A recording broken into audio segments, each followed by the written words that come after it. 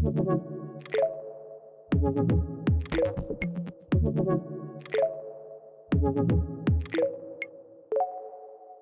everyone, Phil Pringle here again, founder and leader of C3 Church Global, and I'm looking forward to sharing this Psalm devotion with you, a devotional for leaders, and we're talking about Psalm 23, which I find is so rich for any person who's trying to lead others and pastor other people.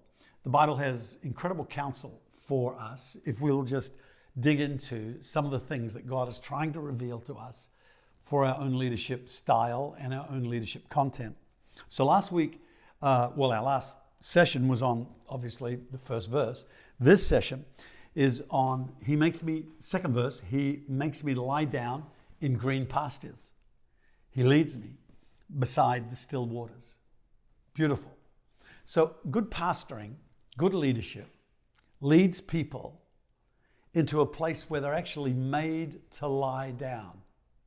Now, some translations say he lets me lie down, but actually the force of that word is more like he makes me lie down in green pastures.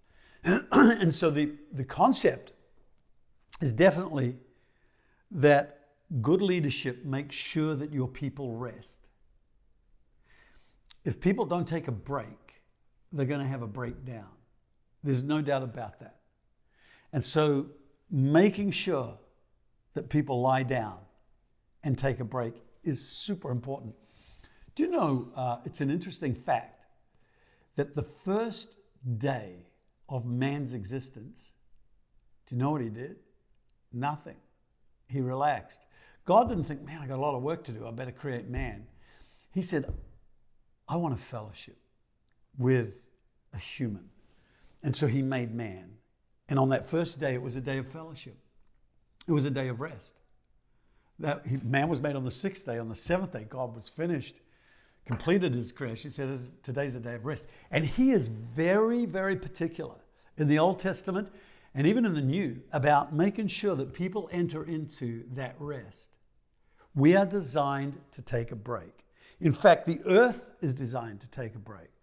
God demanded that the earth receive a fallow year every 7 years. And every 50 years, they'd take another year. It is like God is saying, you've got to stop working sometimes and just rest. And I have found that it takes more faith to not work than to work. And for many people to just drop the business on Sunday and take the Sabbath to worship God seems like a ridiculous thing to do, but I know that people will be protected in their world if they hallow a day of rest for themselves to fellowship with God.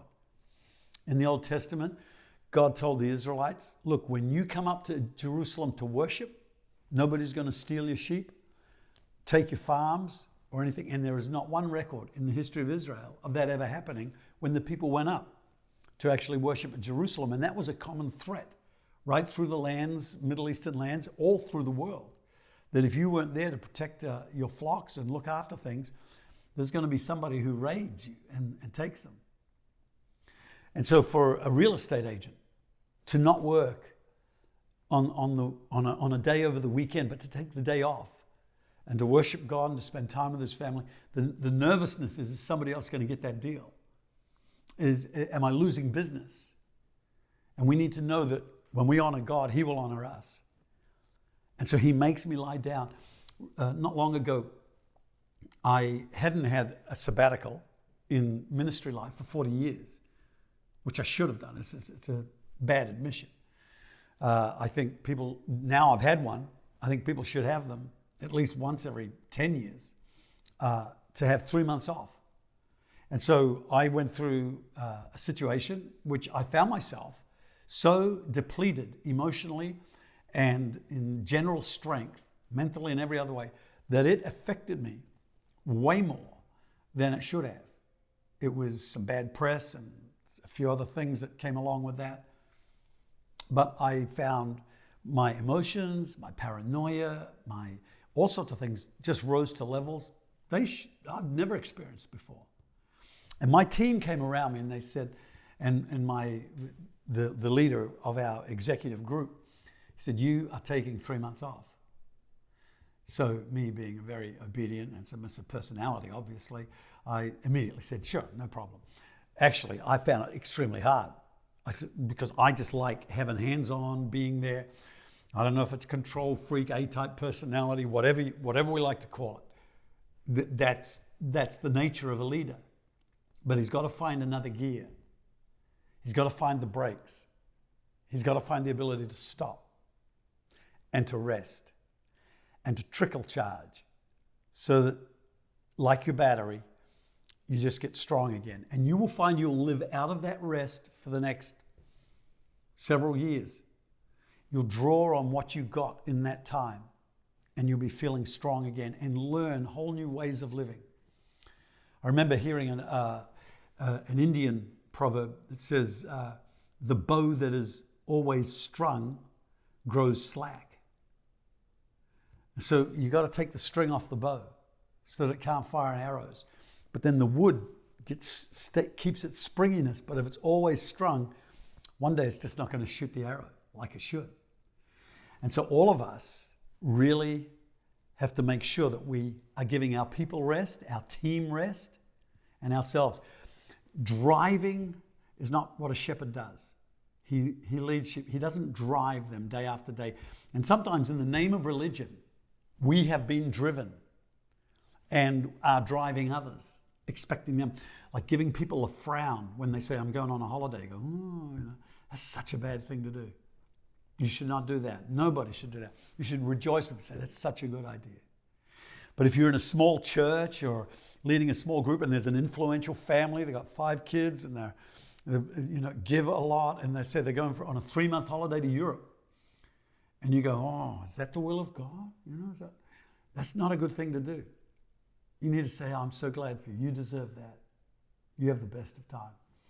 If you give them the guilt trip, they're going to hate you every night of that holiday, especially the wife. And she's, oh, and they don't want to come back. But when you are releasing and freeing and you think, yes, you've got to have that break, you'll find that it actually enhances your relationship with them and they'll come back blessed and refreshed. He makes me lie down in green pastures. He leads me beside still waters.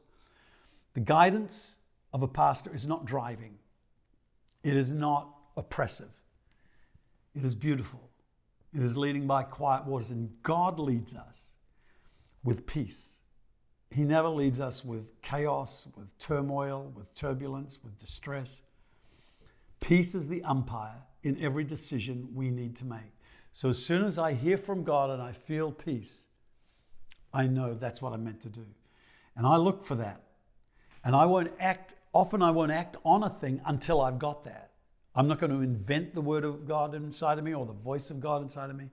I'm not going to try and make it happen to me. If I don't know what to do and I need to hear from God, I'm looking to Him for answers. If I'm just making decisions, relying on my own wisdom all the time, I got to learn there's moments when I've got to put my eyes up to heaven again and hear from God. And I know that every time He speaks, immediately peace, still waters become the guiding umpire in my decision making. God bless you.